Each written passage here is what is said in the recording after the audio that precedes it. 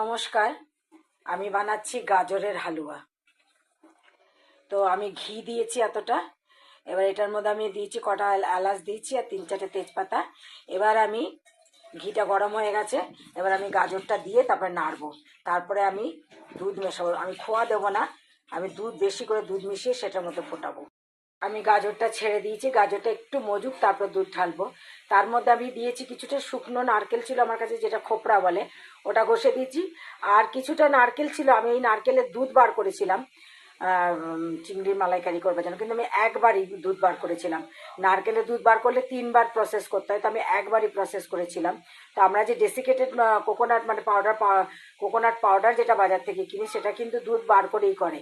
তো এটার মধ্যে কিন্তু এখনও অনেক দুধ আছে, তো আমি সেই নারকেলটা আমার ফ্রিজারে আমি রেখে দিই, ফেলি না আমি, তো সেইটা মিশিয়ে দিয়েছি।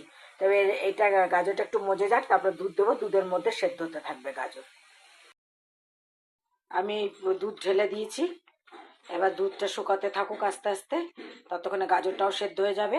আর এখানে আমি নিয়েছি কাজু আর বাদাম, এগুলো একটুখানি ভেঙে রেখেছি বাদামগুলো। কাজুগুলো আমি ভাঙবো না, কাজুগুলো গোটা গোটাই দেবো। এটা শুকিয়ে আসুক, তারপর দেখাচ্ছি। আর এই ড্রাই ফ্রুটস আমি একটুখানি ঘিয়ে ভেজে দেবো।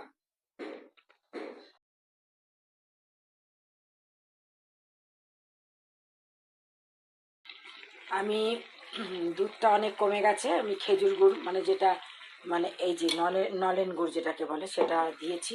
এখন আমি টেস্ট করে দেখিনি, জাস্ট একটুখানি মুখে দিয়ে দেখবো যেটা কতটা মিষ্টি, কারণ গাজরের মিষ্টি থাকেই, আর আমাদের বাড়িতে এমনিও সবাই মিষ্টি কম খায়। আর এই যে ড্রাই ফ্রুটসগুলোকে ভেজে রেখেছি দেব। যদিও এটা আমার খাদ্য নয়, কিন্তু একটুখানি টেস্ট আমাকে করে দেখতে হবে। তো টেস্ট একটুখানি জাস্ট একটুখানি মুখে ছুঁয়ে দেখবো, কারণ এসব আমি খাই না, আমার খাদ্য না। আমি কোনো রকম মিষ্টি মুখে দিই না, কারণ অনেক কষ্ট আমি আমার সুগার চেক করে রেখেছি। আমার চোখের অপারেশন হবে মঙ্গলবারে, তো সুতরাং ডাক্তার আমাকে বলেছে যে না, এখন যেন সুগার একদম 200-র ওপরে যেন না ওঠে।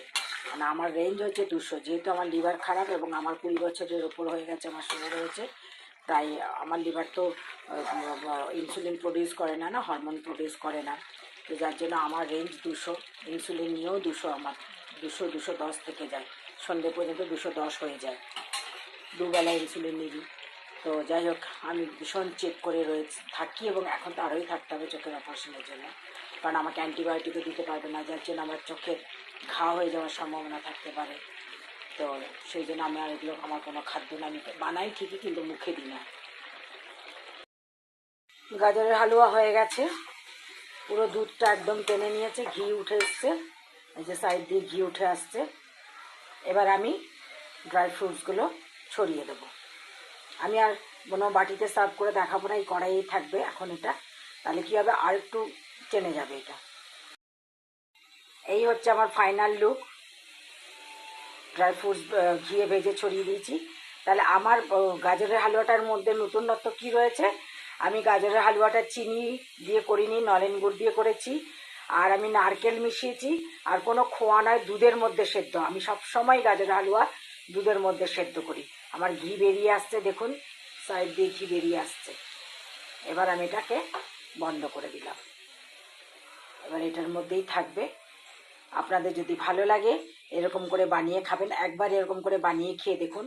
সবার নিজের নিজের আলাদা থাকে, রেসিপি থাকে, তবে বেশিরভাগ কিছু খোয়া দিয়ে করে, আর ঘি দিয়ে করে, আর চিনি দেয়।